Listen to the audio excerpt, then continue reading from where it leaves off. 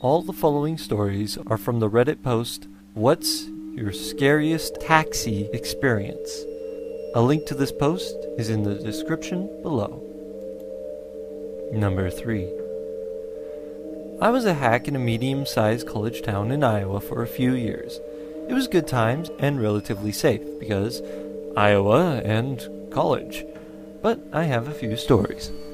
As you might suspect, it gets very cold during the winter in Iowa. Regularly sub-zero. 10 below is pretty cold, consider it's as far below freezing as 80 degrees Fahrenheit is as warm above freezing. So I pick up these guys in a very remote, very rural house way outside of town on a chilly February night. It was pretty late, I think 10 p.m. It was cold that night, I think minus 8 degrees Fahrenheit. Pretty squared away dudes, nicely dressed, no worries. They have a destination maybe 15 miles away. To get there required going through remote 2-lane country roads.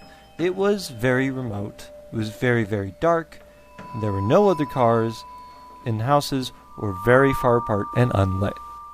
So we click along, and it's no big deal. It's just my headlights for miles around. The guys are more or less sober and start talking. They start asking each other, So, do you have any cash? I forgot my wallet. kinda nonchalant, but kinda quiet, like they didn't want me to hear. No cash means no fare. No fare means all of a sudden I'm wasting my time. And I have things to do and money to make. When I start hearing the conversation, I don't do anything. Meaning I don't brake. I also don't accelerate. I just simply remove my foot from the pedal and I'm no longer driving. I'm just slowly drifting. It takes about 3 seconds before the human cargo feel the gradual deceleration and get anxious. They realize that I overheard and the implication they're about to be dropped in the middle of nowhere, Iowa, when the ambient temps are 10 below and they're dressed for a house party. Being in the age before cell phones, this is a death sentence. They say, Hey, no worries, buddy. We didn't mean you. We were just talking. We got you covered. No worries. and they hand over the fare for the ride and tip. And we're all good and we all go back to smiles. Get them to their destination, no problems. I just remember the look of realization on their faces when it occurred to them that they were all of a sudden out of my favor, and that they depended on me not to just get them to where they were going, but for the protection of their lives. And how easily it was to overcome the miscommunication, and then how relieved they were in getting it behind them. And I still think about how ready I was to maroon 2 guys in the freezing wilderness for their absence of $7.75. It wasn't a conscious act, but it was just the sudden, total evaporation of the will to provide a service, even if that service meant survival. Ass, cash, or grass. No one rides for free. Number 2. Former cabbie here, drove cab for about 6 years or so. This story happened in South Bend, Indiana, about 15 years ago. Despite being a very dangerous city, our cabs did not have shields in them. I picked up 2 very large men at a sketchy motel, loaded up 2 very heavy suitcases into the trunk. They get in the back and tell me to take them to the airport. Right away, I felt something was off. These guys were nervous and fidgety. They were whispering to each other, and I couldn't make out what they were saying. Not 5 minutes into the ride, they asked me to change the destination. The new destination was in the opposite direction, and in fact, we would drive right past the motel I picked them up at. I questioned them and let them know it was in the other direction. They didn't care. Right about now, I'm starting to get really worried, and I'm about to call in our distress code on the radio when one of them says, "I got 50 for you if you lose that red car behind us." I pondered for a moment and said, "Cash up front." He handed it over and I was off. Now, this particular cab was a Ford Taurus.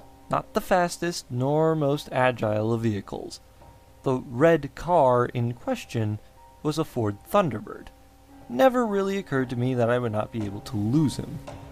There was $50 on the line after all, and I'm a hustler. That was almost my kitty for the day, and no way was I passing that up. I take a quick turn down a side street and into an alley. Turns out that guy in the Thunderbird could drive. He was right on my ass. Stepping it up a bit, I started blowing stop signs and generally driving recklessly, determined to lose the guy. Fact of the matter was his car was faster and he was just not going to be lost. No matter though, as very soon I turn a corner and as I approach the next block, cop cars' lights flashing, sirens off, are coming at me from the other 3 directions. I slam on the brakes. No way I'm running from the cops. Before I have a second to think, they are out of their cars, guns drawn and screaming at us. Ordered us all to put our hands out the window, and then ordered each of us out of the car. It took a bit, and the whole time there are over a dozen cops pointing guns at us. Hands on my head, a cop grabs them and puts them behind my back, begins to pat me down, and when he reaches my cell phone clipped to my belt, he yells, "He's got a gun." Picture now you are surrounded by cops with guns drawn and pointed at you, and then that being yelled. I was sure I was going to die. Scariest moment of my life up at that point in time. Turns out the red car was an undercover cop, and the suitcases were full of coke. Took them a while to believe that I was just a cabbie and not in on it. No charges were filed against me. Number 1. I sometimes help my dad install CB radios and other equipment in vehicles if he has a big contract job. One day, he gets a contract job with one of the bigger cab companies in the city, and they're paying him a good amount to install a whole new GPS, emergency, and communication system all in all the cabs. So I help him out for the next few weeks. Most of these cars are brand new or very well taken care of. We're on a time limit for each car, so the drivers don't get upset about losing pickups throughout the day. Most tend to be a little impatient, but are for the most part polite, since my dad is buddies with the owner, and they don't want to piss him off. Of course, every now and then, we'd get someone who was furious with the whole thing, saying it was a waste of time. Occasionally, we'd have to work on some of the older Crown Vics, and even they were pretty clean. Then comes this one guy. He's an older man, and immediately I sense the guy isn't completely there. He's kind of looking around, and it takes a couple of seconds for him to see me mumbling something I interpreted as a sort of hello. I explain I'll be working on his vehicle, and he'll have to get out. After repeating this to him a couple of times, he gets out of the vehicle and goes inside the lounge area. I felt bad for the guy. He probably was suffering from some sort of mental degradation that only comes with age. Then I go to work in his car. It's filthy, like really filthy. Not even typical cat filthy. There's leftover garbage, tobacco stains, and God knows what else. Anyway, I started pulling things apart when I looked in the back seat and there's this doll. Like one of those 3-foot tall ones you'd find at a Toys R Us. This thing is perfectly clean and buckled in the center seat. It's the only thing in the car that doesn't have any dirt or grime on it. I shuddered a second, but decided it was probably best to get this guy out of here ASAP. I grabbed a towel and laid it on the floor so I could get under the dash. Some of the other guys come by my cab and ask if I need assistance, and mention that I got stuck with a messy cab. They point out the doll and discreetly say a few off-color jokes about it. I chuckle politely and finish up the install. I tried to clean up a bit for professionalism before I go, but again, we're on a time limit, so I couldn't clean up a whole lot. I let the guy know his car was ready, and he gets up and shuffles to his car, mumbling so quietly I can't make out anything. Then he gets in, looks at me, and he looks at the rearview mirror and says something like, "All right, honey, let's go." I waved him off, and he drives out of the parking lot toward the freeway. It hits me as I go to work on the next cab. He was talking to the doll in the back seat. I didn't learn anything about him, and I'd rather not, but the thought that this guy was picking people up and driving with a creepy doll in the back weirded me out pretty good. I kept that last bit to myself.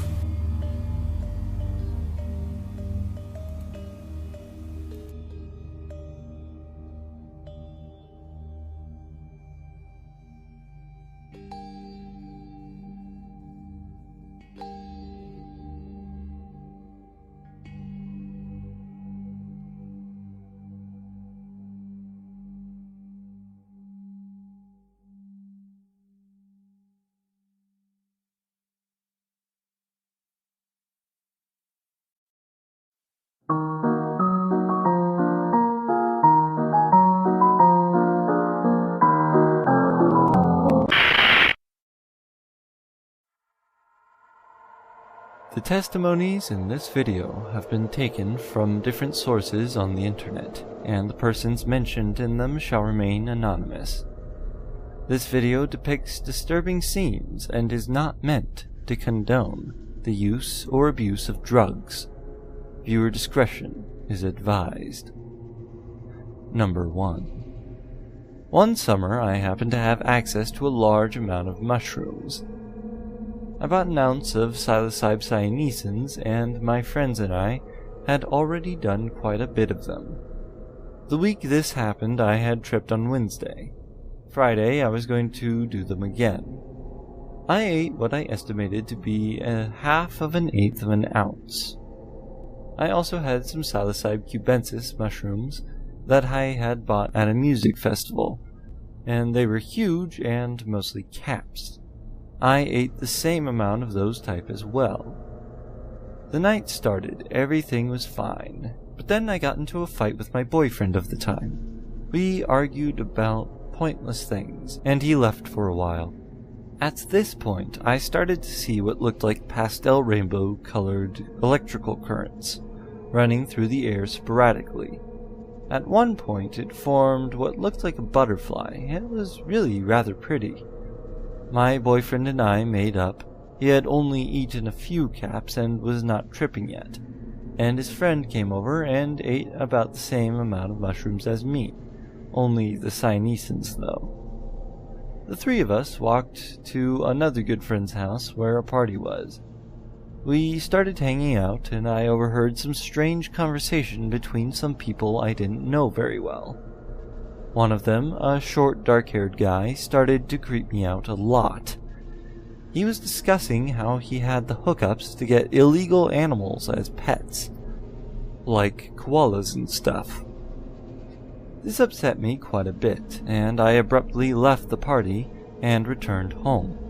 My trip was starting to get intense at this point, and my boyfriend and his friend came home with me. We were sitting in the room, I was seeing the electrical currents again, and my phone was ringing. I couldn't recognize the number, and I couldn't figure out how the phone worked, so I just shoved it away, and then all of a sudden my memory disparaged. I realized I didn't know what day it was, and then, as I thought about that, I realized I couldn't remember the days of the week. I realized I must have suffered some permanent brain damage from the mushrooms, or something, and now had amnesia. I didn't really, it was only temporary, but it scared me very badly. I couldn't remember the names of many things, and I ran into the bathroom for some reason. There was a wall-sized mirror in there. The bathroom wasn't very big though, and I sat on the floor looking at myself in the mirror. My hair appeared to be moving like snakes. I freaked out once again and curled up in a little ball. I don't know how long I laid there though. Like I said, time was completely beyond my comprehension. All of a sudden, I felt as though I were floating and saw a strong light coming from the corner of the room. I concluded I had died. I somehow managed to get up, sobbing, and went back into the bedroom. My boyfriend was there and asked what was wrong. I looked at the clock but could make no sense of the numbers, and I looked at the lights and they appeared to look like skulls. I started crying harder, unable to speak, and sincerely thought I had died and gone to hell. At this point, my boyfriend's friend started laughing hysterically. Not at me, he was playing solitaire on the computer. He had eaten mushrooms and was tripping, but felt good. He could not stop laughing though, and proceeded to laugh and laugh. It sounded demented to me, and I started bawling harder, which caused him to laugh harder. My boyfriend was caught in the middle of us and didn't know what to do. He somehow concluded that he should put us all in the car and drive us to his friend's house. I'm not sure why. Remember, he had eaten about half the amount of mushrooms as us. I figured, I'm already dead and in hell. I may as well let this person on drugs drive me somewhere. I got in the car. As we walked towards the car, a drunk group of college kids was standing near the car, which was parked next to ours. They heard my boyfriend's friend laughing and thought he was laughing at them, and started to yell things towards him. One girl demanded to know what was so funny. This only made him laugh harder. We got in the car and drove about 20 minutes. I started to come down a little bit. It had been several hours since I had originally eaten the mushrooms. I was still tripping, but I realized that I might not be dead. I still thought there was a possibility. Up until I went to sleep a few hours later. The next day, my memory had returned and I felt alright, but I don't think I'll ever be the same again. I think several things led to this terrible, horrifying trip. 1. Tripping more than once a week is not a good idea. 2. Eating 2 kinds of mushrooms together. 3. Being in a bad state of mind, for example, fighting with my boyfriend. And 4. Hanging out with people I didn't know very well. Letting my boyfriend drive us while tripping was not a good idea either. I normally wouldn't have done that. I've been tripping other times and would not drive with someone who is on drugs or drunk. I would say this experience changed me, but also taught me a lot. I definitely learned what not to do. It makes for a pretty funny story now too, but at the time, it definitely was not funny.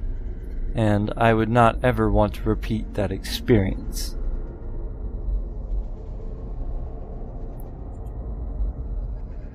Number 2. First of all, I want to say that I'm very familiar with DMT, so this experience came as quite a shock to me. I had been experimenting with ketamine and DMT a lot this last week, working on a project about music and hypnotic programming. For the record, I have only had the best, most magical experiences with that combination. I do a lot of mind research and brain programming, so I'm very familiar in the underworld, as I like to call it. I had a very unhealthy day as far as lots of sugar, smoking, and coffee, which normally I don't do. I'm actually very healthy, but I was going into a heavy workload and was just being lazy and unhealthy in a temporary cycle, but somehow I knew I was pushing my limits as far as the programming was going. About 30 trips in a few days. I believe I was getting careless as far as the experiences were concerned, because I was doing things like not cleaning my bowl and smoking DMT on top of old DMT. I don't know exactly what triggered this scary experience, but this is how it went. I felt it coming on very quickly. Normally it takes 3 or 4 hits, but this one came on as quickly as 2 inhales. Visuals became active, and then it was like instantly 2 powerful wires crossed and short-circuited everything, and instantly I knew something went wrong, and it was very bad. I was left in a space where I unintentionally short-circuited everything. It was the exact feeling, I believe, if you were playing with a loaded gun and accidentally shot and killed someone in front of you. Everything was dead. I knew it. Nothing worked. Everything was fried and broken. All other entities were shaking their heads angrily at me, and I found myself in this world alone with the most lonely feeling one could imagine. It was like all life was gone. No energy, just pure emptiness. The non-human things that were half alive were all blaming me. Humans were gone, everyone I loved disappeared, and I was left in this broken, empty world, all alone. I called out loud to my wife several times, but there was only silence. Nothing was there. I was seriously freaking out because this world looked exactly like where I lived, except everything was fried and burned. I was saying out loud, "I'm sorry. All I was trying to do was good," but it was too late. The damage was done. Somehow my carelessness caused it all. I was alone, everything was broken, and my computer looked broken and sad. The lights were dim and barely alive, and there was this low, draining hum of a sound. I was consciously trying to recreate positive, good thoughts to bring back my world, but it was over, and I knew it. I was sitting by my desk, saying out loud, "I'm sorry," when I had the thought maybe I just threw a breaker to the house, and if I reset it, everything would come to life again. But when I went outside, all the landscape, plants, and earth were burnt. There was no life. I saw someone or something walking down the street, and I called out to it, but it was like a walking zombie. It didn't even hear me when I called out hello. It just kept on walking. I don't even know if this was a person, but it was on my street. I was calling out of pure emptiness. I don't know what happened, but it was like an atom bomb went off and everything was burnt and dead. I went back into my room, empty, feeling sad and lonely. Even my dogs were gone, and the only thing I felt I could do was lay down on my burnt bed and go to sleep to disappear. As I lay down, even the pillow was growling at me like I fucked up. I laid down for a moment, and then I opened my eyes, and my wife was there.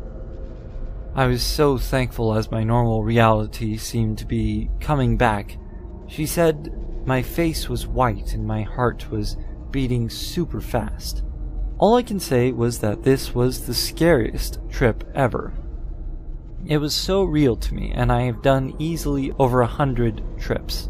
So my thoughts about this are, is it because I had a super unhealthy day by smoking sugar and coffee? Could have been ignited by that effect? Or maybe mixing DMT with older burnt DMT? Or maybe because I was being a little overrun lately?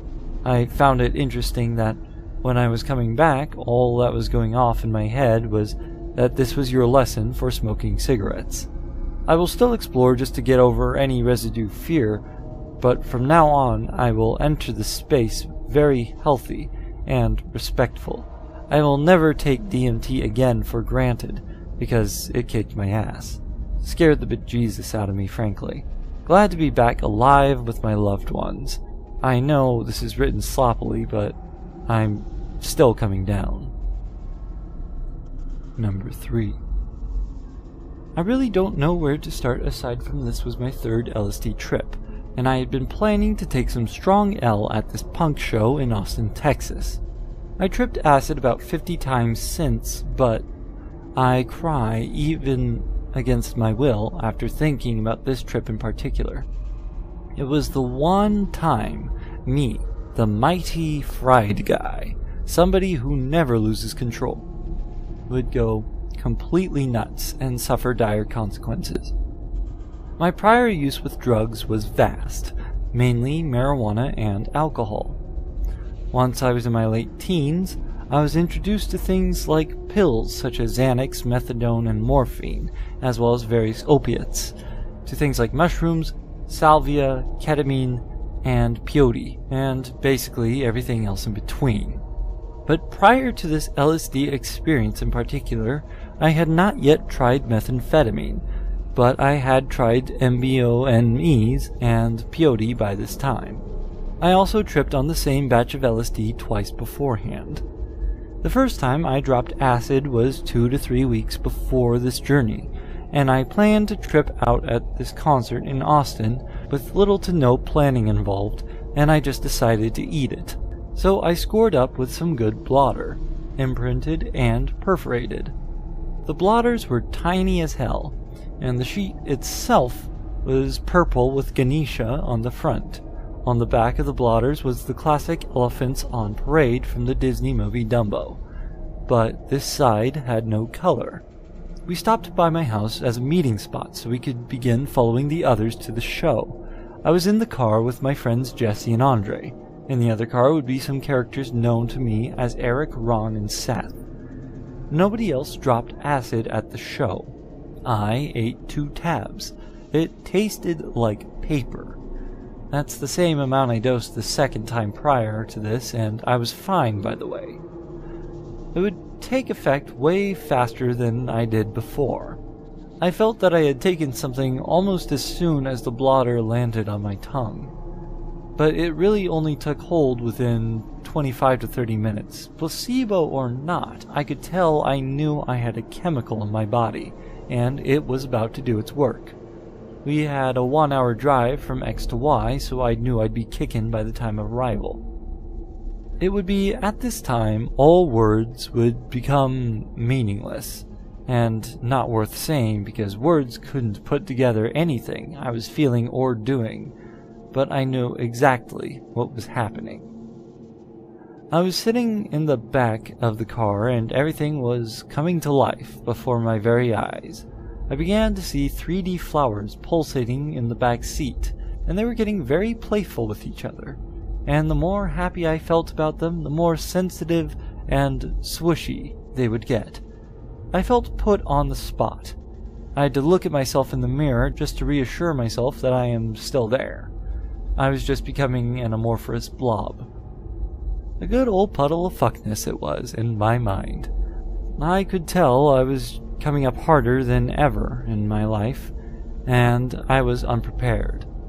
I was also sweating bullets, and it brought a very weird sensation I have never felt again. Skin melting. I literally felt my skin melting downwards with the sweat. I almost fooled myself into thinking, yes, I'm actually fucking melting right now.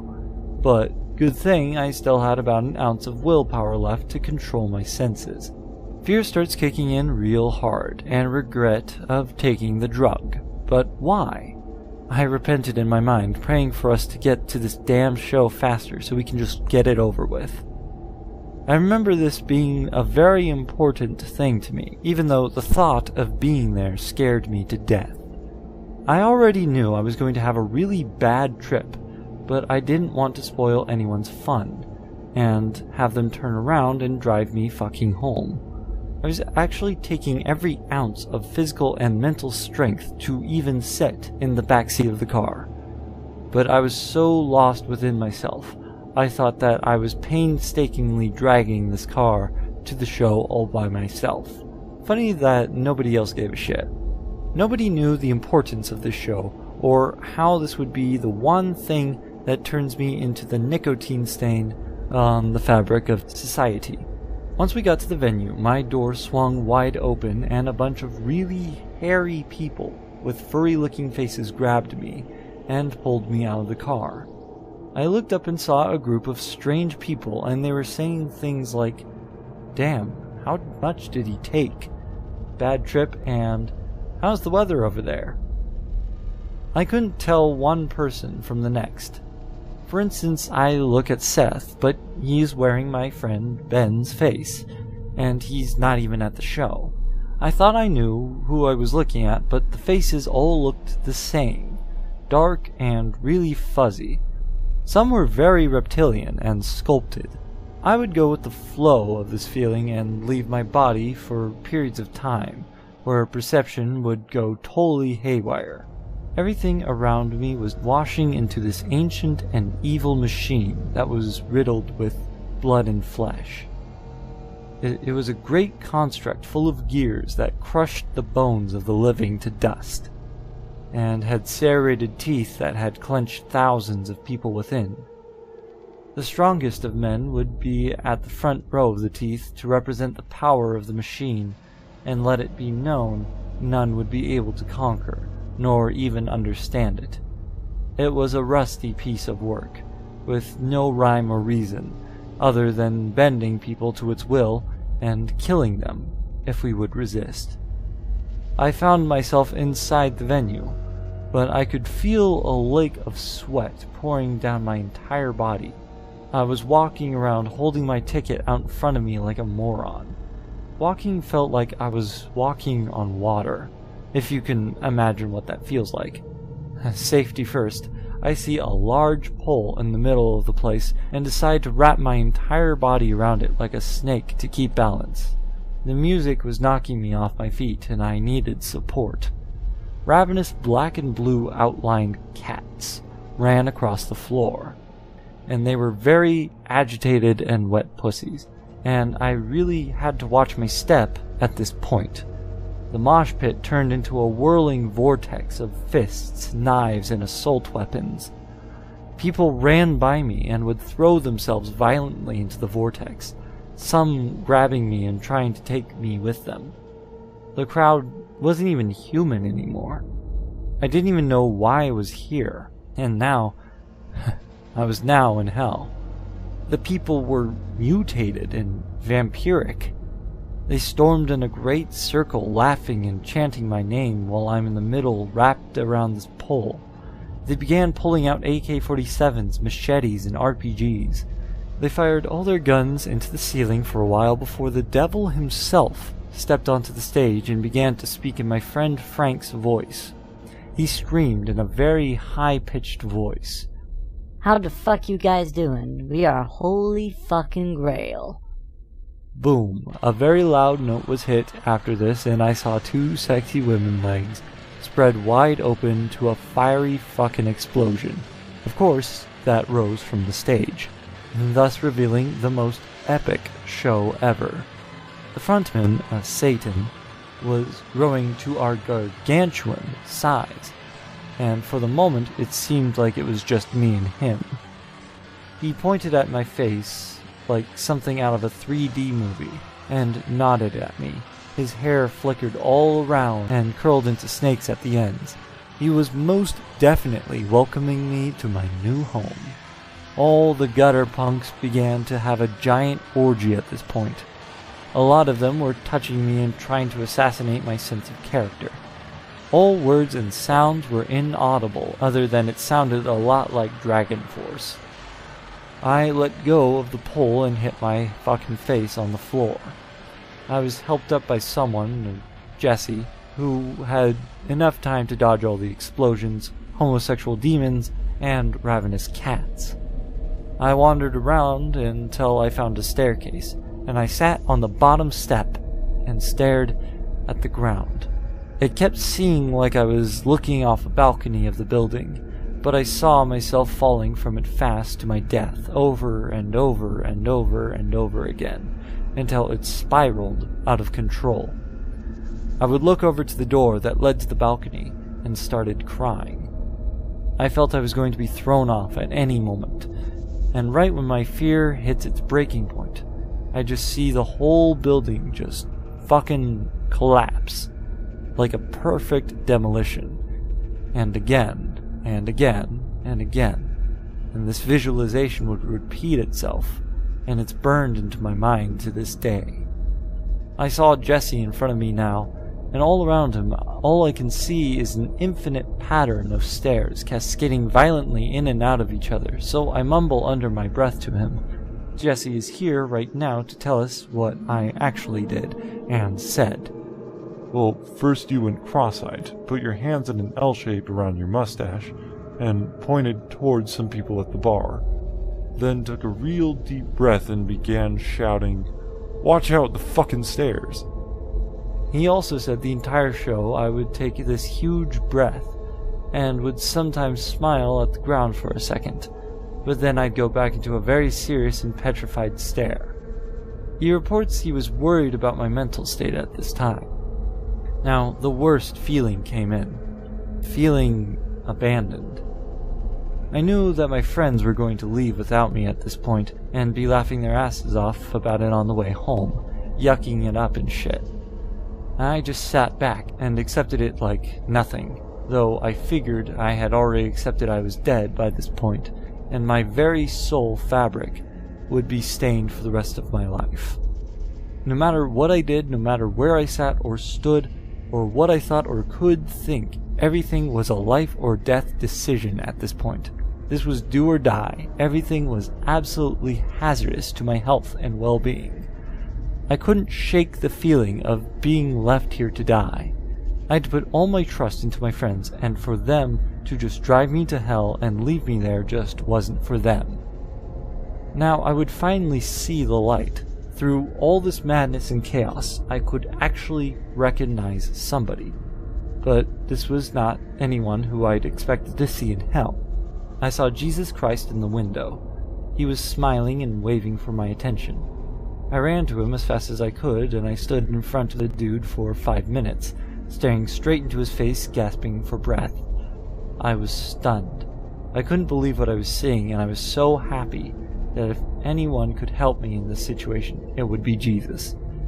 He kept speaking, but it sounded like he just inhaled a shitload of helium, so I couldn't understand. I grabbed him by the shoulders, and I'm all like, "Thank God you're here." I sat and smiled crazily at him, still holding his shoulders. Then I kept yelling, "What? What?"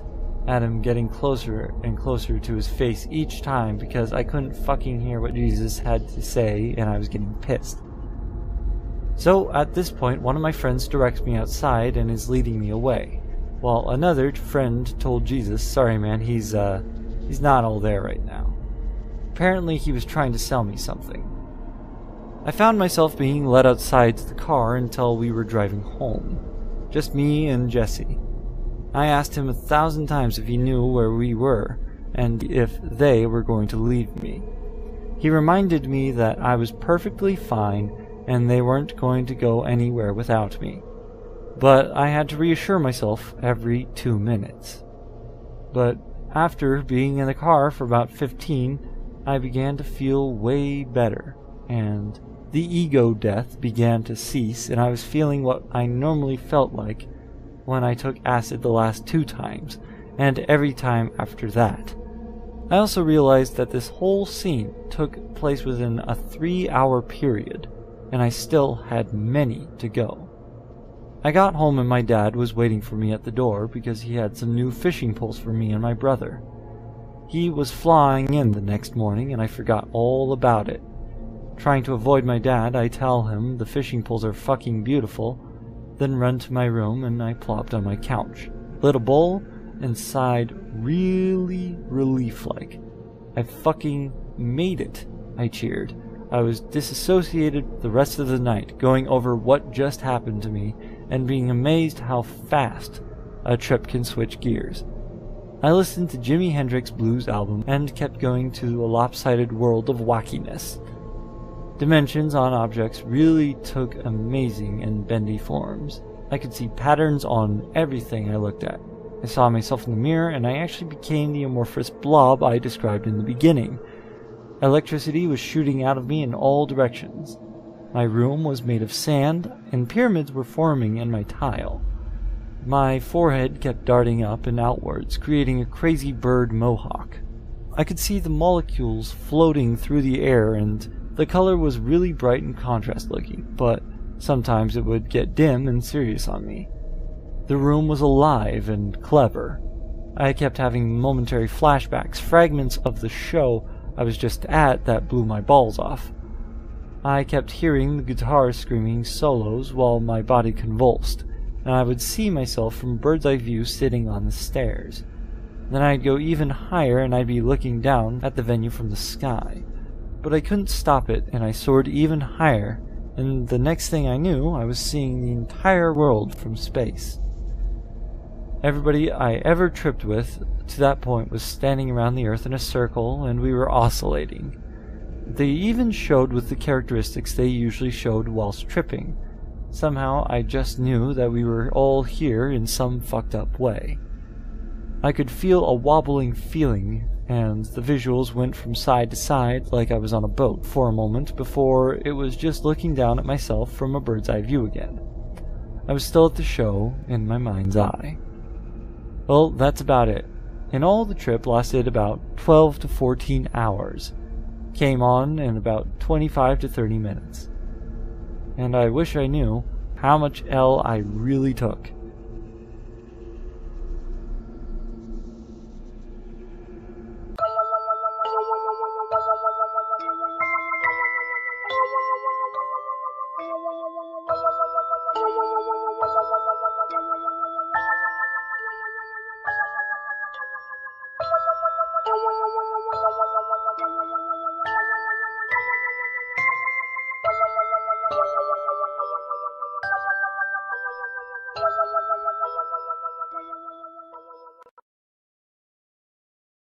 Smoke weed every day.